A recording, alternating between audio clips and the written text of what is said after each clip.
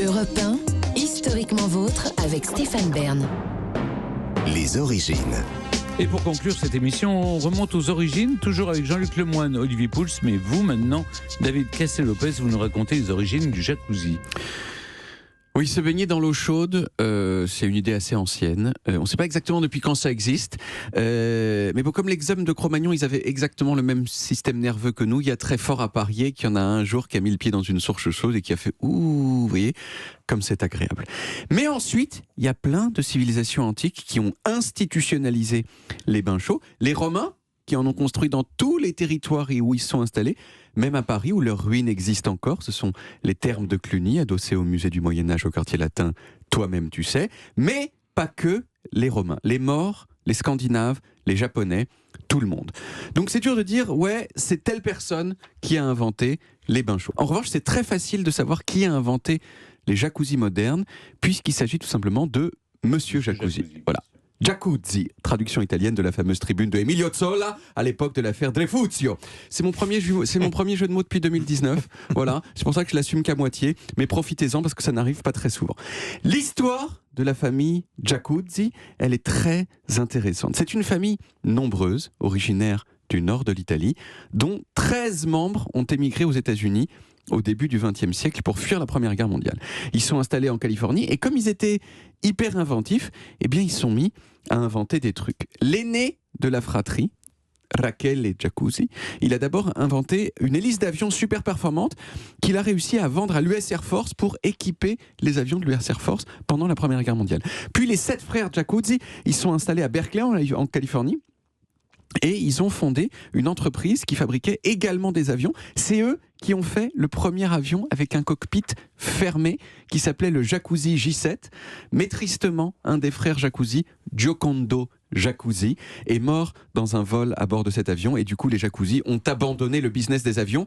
Si Giocondo n'était pas mort, peut-être qu'aujourd'hui on ferait Paris-New York dans des Jacuzzi 747. Ce serait exactement ce qui se serait passé. Bon, ensuite, ce même frère aîné qui s'appelait donc Rachele Jacuzzi, il a inventé une pompe d'irrigation pour l'agriculture. Et vous voyez qu'on commence à se rapprocher un petit peu du jacuzzisme tel qu'on le connaît. Et pourtant, ce n'est pas Rachele Jacuzzi qui a inventé le jacuzzi, mais son jeune frère, Candido Jacuzzi. Au début des années 40, alors qu'il avait que 2 ans, l'un des fils de Candido, qui s'appelait Ken Jacuzzi, vraiment j'adore dire Jacuzzi avec le prénom de tous les enfants. Ken Jacuzzi, il a chopé une angine. Et à l'époque, c'était pas encore possible d'avoir des antibiotiques facilement. Donc l'angine de Ken s'est aggravée. Or, quand une angine s'aggrave, ça peut finir par vous donner une autre maladie qui s'appelle la polyarthrite rhumatoïde, une affection chronique des articulations. Et à cette époque, comme le petit Ken Jacuzzi avait cette maladie, les médecins, ils avaient tendance, pour soigner cette maladie, à conseiller l'hydrothérapie. Et c'est en observant son fils pendant une session d'hydrothérapie dans une clinique que Candido Jacuzzi s'est dit « Mais attends, tous ces trucs d'eau chaude qui gigotent, là, ça marche avec des pompes hydrauliques, ça n'a pas l'air compliqué. Tu sais quoi, une pompe hydraulique comme ça, je vais en fabriquer une chez moi et je vais faire mon propre petit bain bouillonnant à domicile pour mon fils Ken Jacuzzi. » Et il a inventé donc à la fin des années 40 une pompe qui s'appelait la pompe J300 et qui était capable de transformer n'importe quelle baignoire en jacuzzi. Bon, ça n'a pas trop mal marché, mais la vérité c'est que le succès des jacuzzis, il s'est fait brusquement du jour au lendemain grâce à une émission qui s'appelait Queen for a Day, qui était une émission avec un concept un petit peu chelou. Il y avait plusieurs femmes qui racontaient successivement leurs difficultés quotidiennes. Ça pouvait être des problèmes financiers, des problèmes de santé, des problèmes avec leurs enfants. Et ensuite, le public votait pour l'histoire qu'il trouvait la plus triste. Et la dame, elle était alors couronnée reine pour un jour, ce qui lui donnait droit à des cadeaux qui étaient plus ou moins en rapport avec le problème qu'elles avaient décrit. Et Jacuzzi, il a réussi à ce que sa pompe à jacuzzi soit offerte comme cadeau, surtout lorsque le problème évoqué par la dame était d'ordre médical. Il l'a fait une première fois. L'émission a été regardée par 20 millions de personnes à la télévision. Et c'est ça qui a fait le succès de Jacuzzi et du jacuzzi. Mais l'idée à cette époque, c'était encore que jacuzzi, c'était un truc médical. C'était pour se soigner, se sentir mieux, tout ça. C'est que plus tard, à partir de la fin des années 60 et dans les années 70, que le jacuzzi a pris cette connotation petit peu porno, sulfureuse qu'on lui connaît aujourd'hui. Je suis le seul à trouver que un petit peu quand même. Hein. Il y a plein de spas dans lesquels il y a des magnifiques jacuzzis. On n'y va pas pour faire des saloperies. Bien sûr, mais vous êtes d'accord qu'il y a une petite frange du jacuzzisme qui est genre où on prend une bouteille de champagne.